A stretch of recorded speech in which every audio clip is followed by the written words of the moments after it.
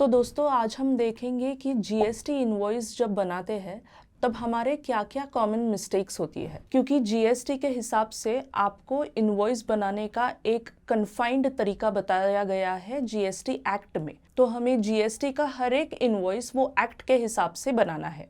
आज हम देखेंगे कि ये इनवॉइस बनाते हुए हमारी क्या क्या गलतियां हो सकती है और जो हमें अवॉइड करनी है। जीएसटी का हम जब इनवॉइस बनाते हैं, हमारा बिजनेस छोटा होता है तो इसीलिए हम कोई सॉफ्टवेयर नहीं लेते हैं, तो हम सारे इनवॉइसेस हाथ से बनाते हैं। ये इनवॉइस जब हम हाथ से बनाते हैं तो अक्सर होता है कि हमें लास्ट इनवॉइस नंबर याद नहीं रह जाता या कोई इनवॉइस नंबर छूट जाता है। तो हर इनवॉइस का सीरियल नंबरिंग नहीं होता है, तो कभी कभी 001 करते हो और नेक्स्ट आपका इनवॉइस बन जाता है 003 नंबर का, तो सेकेंड नंबर का इनवॉइस मिस आउट हो जाता है। लेकिन जीएसटी के रूल के हिसाब से हमें हर इनवॉइस सीरियल नंबरिंग वाइज ही रखना है।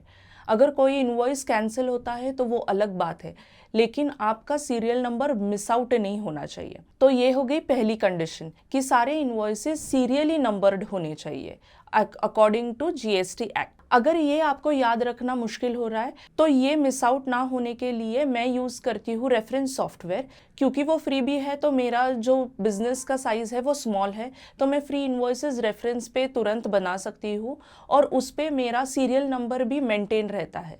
अगर आप भी रेफरेंस पे बनाना चाहो तो मैंने लिंक डिस्क्रिप्शन में दी हुई है, वहाँ पे जाके आप रजिस्टर करके फ्री जीएसटी इनवॉइस बनाना स्टार्ट कर सकते हो। तो दोस्तों ये हुई हमारी फर्स्ट कंडीशन की इनवॉइसेस सीरियली नंबर्ड होने चाहिए।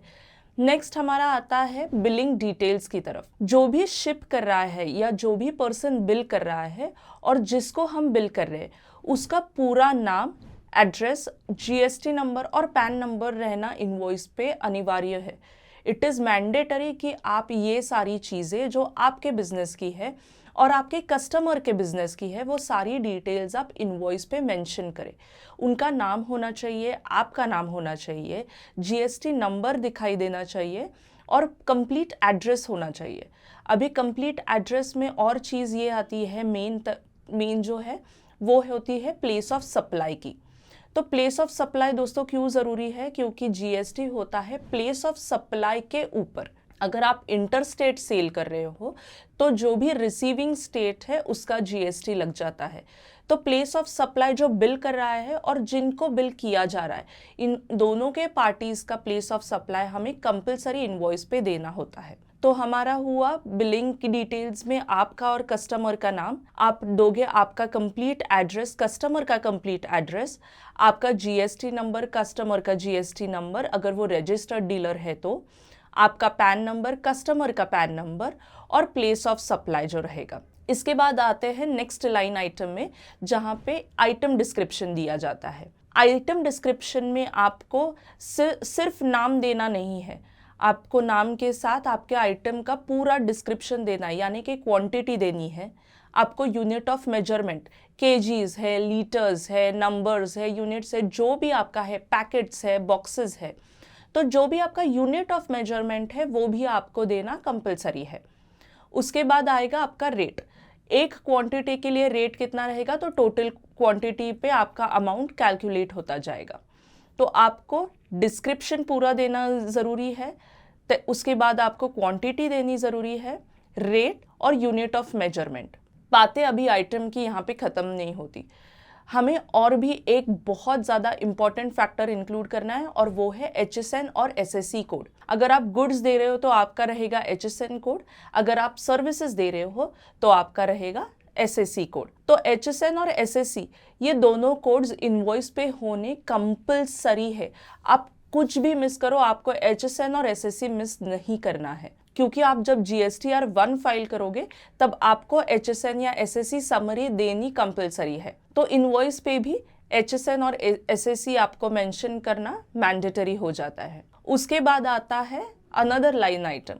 अगर ये आपका जो इनवॉइस है इसको अगर ई वे बिल कंपलसरी है या मैंडेटरी है, तो अगर आपको ई वे बिल आपने जब भी जनरेट किया है तो ई वे बिल का रेफरेंस नंबर या ई वे बिल के डिटेल्स जो ट्रांसपोर्टर के डिटेल्स होते हैं वो आपको इनवॉइस पे मेंशन करने हैं। उसके बाद आते हैं आपके टर्म्स एंड कंडीशंस। अगर आपके बिजनेस के लिए ज़रूरी है तो वो आप इनवॉइस पे मेंशन कर सकते हो। लेकिन ये जीएसटी के हिसाब से मैंडेटरी नहीं है। लेकिन अगर आपके बिजनेस के है कि आप 100% एडवांस लोगे या ऐसे कोई भी टर्म्स एंड कंडीशंस है तो वो आप इनवॉइस पे मेंशन कर सकते हो। आगे आता है हमारे CGST एंड SGST की समरी। आपको ऐसे ही सॉफ्टवेयर यूज करने हैं जहां पे आपको CGST या SGST का कंप्लीट ब्रेकअप मिल जाएगा इनवॉइस पे, क्योंकि ये इनवॉइस पे दिखना ज़रूरी होता है। अगर आप, जैसे मैंने कहा पहले भी, मैं रेफरेंस सॉफ्टवेयर यूज़ करती हूँ, अगर आप भी रेफरेंस यूज़ कर रहे हो और अपने रेफरेंस से आपका GST फ्री इनवॉइसिंग बना दिया है तो आपको वहाँ पे इनबिल्ट ही ये सारी चीज़ें आ जाती है, ताकि आपको और कोई कॉग्निजेंस लेने की ज़रूरत नहीं पड़ती। लेकिन अगर आप हाथ से बना रहे हो तो पूरी दिक्कत हो जाएगी, आपको हर एक इनवॉइस पे ये सारी चीज़ें दोबारा लिखनी पड़ेगी और वैसे ही इनवॉइस क्रिएट करना पड़ेगा। तो कॉमन मिस्टेक्स इसमें कहाँ होते हैं? एक तो हम प्लेस ऑफ सप्लाई लिखना भूल जाते हैं या मेंशन करना भूल जाते हैं। हम डिस्क्रिप्टिव आइटम डिस्क्रिप्शन नहीं देते हैं, हम ब्रीफ में लिख देते हैं कि ये आइटम सेल किया, तो वो नहीं चलेगा। हमें पूरा डिस्क्रिप्शन ही देना है आइटम का। हम HSN कोड कभी कभार भूल जाते हैं तो वो भी नहीं चलेगा। और हर एक इनवॉइस आपका साइंड होना चाहिए। अगर वो आपका इनवॉइस साइंड नहीं है तो वो ऑथेंटिक इनवॉइस नहीं माना जाएगा अंडर GST। आपका सेल्स इनवॉइस का हेडिंग होना चाहिए या टैक्स इनवॉइस हेडिंग होना चाहिए, इनवॉइस सीरियली नंबर्ड होने चाहिए, आपका आइटम डिस्क्रिप्शन जो है वो पूरा होना चाहिए, HSN कोड, SSC कोड या आपका यूनिट ऑफ मेजरमेंट रहेगा, क्वांटिटी एंड रेट रहेगा, वो सारा मेंशन होना चाहिए। आपके सारे GST डिटेल्स यानी कि GST नंबर, शिपिंग एड्रेस या प्लेस ऑफ सप्लाई, ये सारे होने भी ज़रूरी है। तो HSN समरी जो रहती है वो इनवॉइस के नीचे आप दे सकते हो। ऑल्दो ये मैंडेटरी नहीं है, फिर भी आपको अगर कैलकुलेट करना है कि मंथली HSN वाइज समरी कितनी हुई है तो वो आपको ईजियर जाएगी, तो वो आप नीचे दे सकते हो कि आपकी HSN समरी या SSC समरी क्या है, लेकिन वो मैंडेटरी GST के हिसाब से नहीं है। तो हमने कॉमन मिस्टेक्स आज देख ली है कि GST का इनवॉइस बनाते हुए हमें क्या मिस्टेक्स नहीं करने हैं और कौन से फील्ड्स हमें इंक्लूड करके GST का टैक्स इनवॉइस बनाना है। Thank you.